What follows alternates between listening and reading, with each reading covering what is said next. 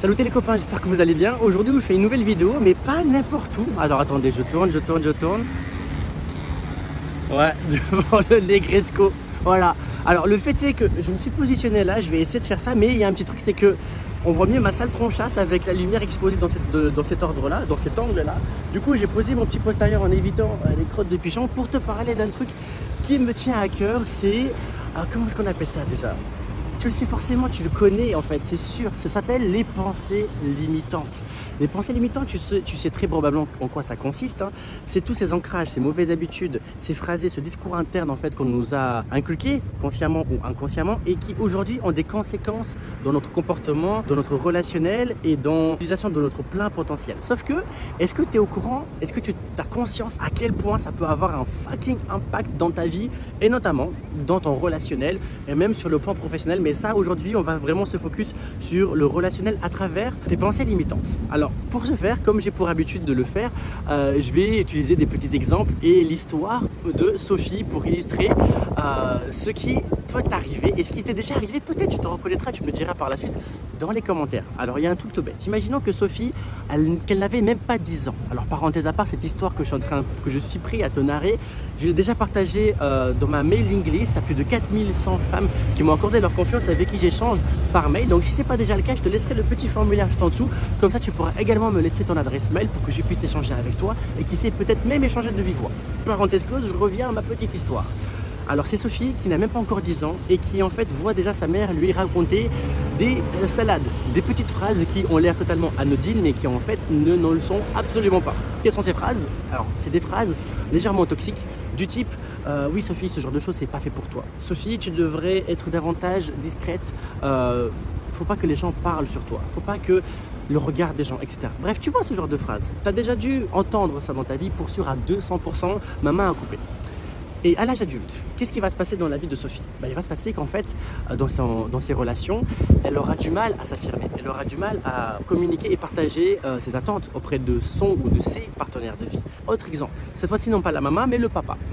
Le papa, lui, le problème, c'est pas son phrasé, c'est le manque de phrasé. C'est son manque d'implication. Il n'a pas compris l'importance qu'il y avait, en fin de compte, à être présent, disponible et attentionné auprès de sa petite fille Sophie. À l'âge adulte, lorsque Sophie va ensuite embrasser une vie de couple, elle ne sera pas à même de dire à son partenaire quelles sont ses véritables attentes. Elle ne sera pas à l'écoute d'elle-même par rapport à ses propres critères de sélection. Pourquoi? Parce qu'elle aura trop peur que son partenaire lui glisse entre les doigts et qui puise, elle aura cette fâcheuse tendance, habitude, raccourci intellectuel de se dire qu'elle n'est pas légitime et qu'elle n'est pas suffisante pour s'octroyer ce genre de luxe que d'affirmer ses besoins. Le fait est que la solution est super simple. Il s'agirait pour toi, parce qu'il y a fort à parier que tu te reconnais peut-être dans ce genre d'histoire par rapport à Sophie. Si c'est le cas, sache que le début de solution, le chemin que tu peux emprunter qui est super facile et qui est à ta disposition là tout de suite, c'est déjà de prendre conscience de quelles sont les pensées limitantes qui toi te peinent, qui sont au fils de boulets attachés à ton pied. L'idée pour t'en délester et créer la fameuse clé pour t'en délester, elle est archi simple. C'est d'abord analyser quelle est ton ou tes habitudes, ok? Et lorsque tu fais quelque chose qui te paraît un peu bizarre, saugrenu, chelou, il s'agirait pour toi juste de mettre sur papier la chose qui vient d'arriver et identifier quelles sont les charges émotionnelles inhérentes à cet événement.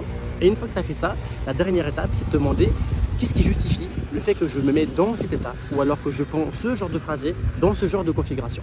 Lorsque tu fais ça, tu prends conscience de quel est le biais cognitif, quelle est la pensée limitante. Dès lors que tu mets de la lumière sur quelque chose, ça devient moins anxiogène, moins stressant pour toi. C'est normal. Regarde, je vais te donner un exemple avant de t'abandonner. C'est super bête.